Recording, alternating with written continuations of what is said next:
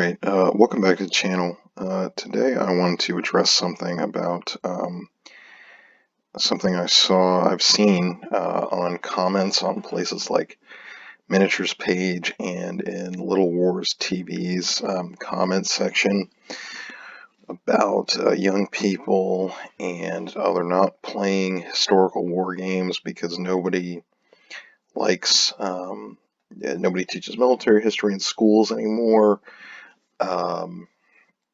And so that's why they're not playing war games. And I just like to give my perspective on that, why I don't think that's really correct, and sort of the issues with that sort of thinking. And it is true that, U.S. history, or excuse me, military history in general, is downplayed in the American school system and in classes, and there's a lot of reasons for that, and it's not really germane to the topic at hand, but I can tell you from personal experience as a teaching assistant in that context, when you have a professor or a teacher that gives instruction in that area, it's really engaging, and especially with younger, young boys or younger guys that don't really get that often, or may not be interested in history. It's something that everybody, most young guys love war movies, action movies, so it's appealing to them on that level. And I've also helped implement, played, and then also later helped implement in a class, again as an assistant, a war game, and that was really popular with the students, the guys and the girls. I mean, it was something unusual that they really enjoyed. It was a simple hex and chit or type game, but people enjoyed it. And I think the idea that school is the only way that kids will learn about this, that's kind of part of the issue. So that's why I have these YouTube pages pulled up.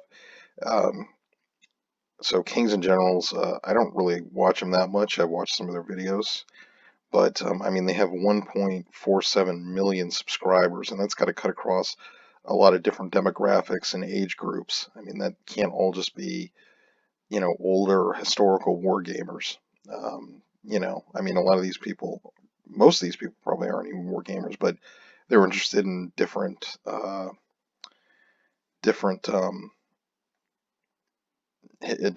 topics in military history. Um, and we've got Cold War, Roman history. Wow, Six-Day War. They're really busy. Again, I don't watch them that much, so kind of discovering all this stuff. And they've done some really great videos on 30 Years War. I've enjoyed those. Here's World War II. These are the Time Ghost guys and Indy Nidell that hosted that Great War series. 541,000 subscribers. And of course, the Great War channel itself, 1.23 million. So, I mean, that's really substantial for a not just a YouTube page, but a history YouTube page. And then I think, let's see how many Time Ghost history. Okay, their main channel has a 213,000 subscribers. I mean, that's just great. Really large numbers. And on our YouTube channel, World War II, the Tank Museum, that do 291,000 subscribers.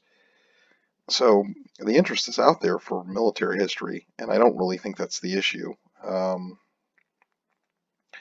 there's plenty of interest in historical video games, like Europa Universalis 4 is a popular one, and that's like Renaissance, early modern period. I've played it probably too much, like a lot of people, but that's gotten people interested in history, like the Holy Roman Empire, the Ottomans to a lesser extent, Polish-Lithuanian Commonwealth, a lot of stuff that's kind of obscure, at least in the United States. And then, you have other games like War of Rights, that Civil War first-person shooter, that's also very popular.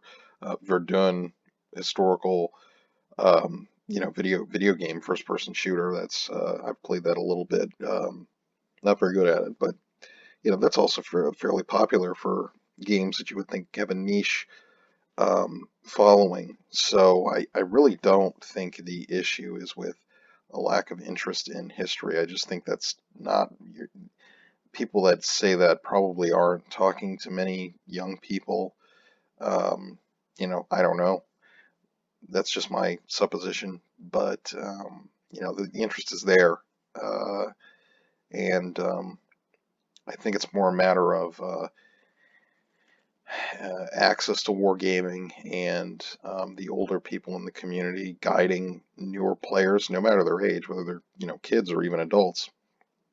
I constantly bring up the reenacting thing. I mean, when you do that hobby, it's the same thing. You need to have people that are willing to sort of guide you through it and teach you the standards of the hobby and and I think generally most wargamers are welcoming people.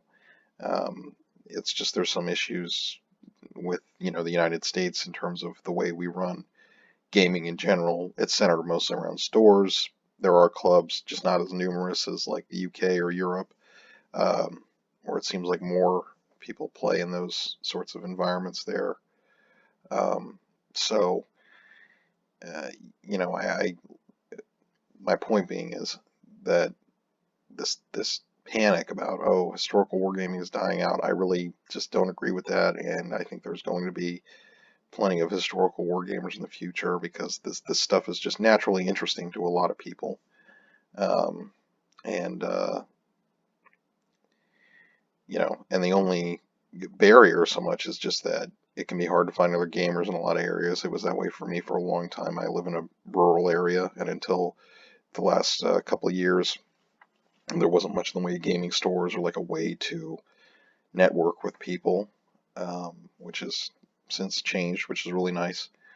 But and I think most people in the wargaming community are very friendly and welcoming, and that's not really an issue.